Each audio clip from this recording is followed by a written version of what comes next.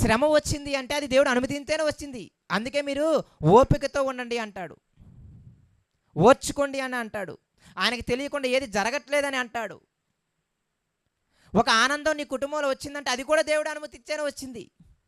ఆనందం వచ్చినప్పుడు దేవుడు అనుమతించాడు అని, బాధ వచ్చినప్పుడేమో దేవుడు కాదు అని అనడానికి లేదు. నా ఉద్దేశం ఒక్కటే, అధికారము దేవునిదే. ఆయన అధిపతులకు అధిపతి అని చెబుతాం, ప్రభువులకు ప్రభు అని కేకలేస్తాం, రాజులకు రాజు అని కేకలు వేస్తాం. కానీ ప్రతి చిన్న అధికారికి వానికి లొంగిపోతూ ఉంటాం. ప్రతి చిన్న అవసరానికి మన భక్తి జీవితాన్ని అమ్మివేసుకుంటూ ఉంటాం. పైగా ఆయన కూడా దేవుని నమ్ముకున్నాడు, ఆయన చేయగా నేను చేయకపోతే ఏమైంది అంటారనమాట. అదొక సాకు. వీడికి చేయాలని ఇష్టం, కాకపోతే వీడిని మనిషి ఎప్పుడు కూడా తన మీద లోపు వేసుకోడు కాబట్టి ఇంకొకరిని తీసుకొస్తాడనమాట. అంతేనే కదా? అయితే సర్వాధికారం దేవునిదే. ఈ విషయం ప్రజలు మర్చిపోయారు.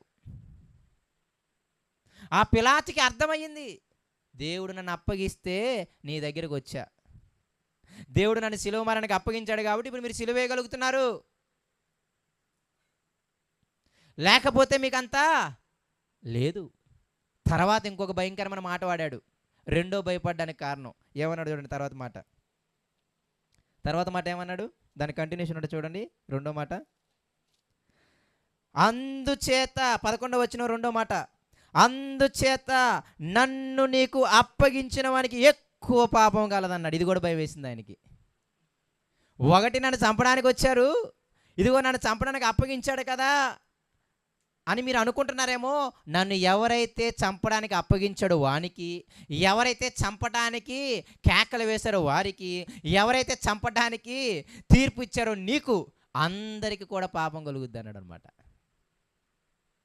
కింద మాట చూడండి 12వ వచనం, ఈ మాటను బట్టి, ఏ మాటను బట్టి? అధికారము దేవునిది. ఒక నీతిమంతుని అప్పగిస్తే, ఒక నీతిమంతుని చావుకి అన్యాయంగా ప్రేరేపిస్తే వానికి పాపము కలుగుతుంది, వాడి యొక్క అంతము చాలా దారుణంగా ఉంటుంది. ముందుకెళ్తే మీకు అర్థమవుతుంది.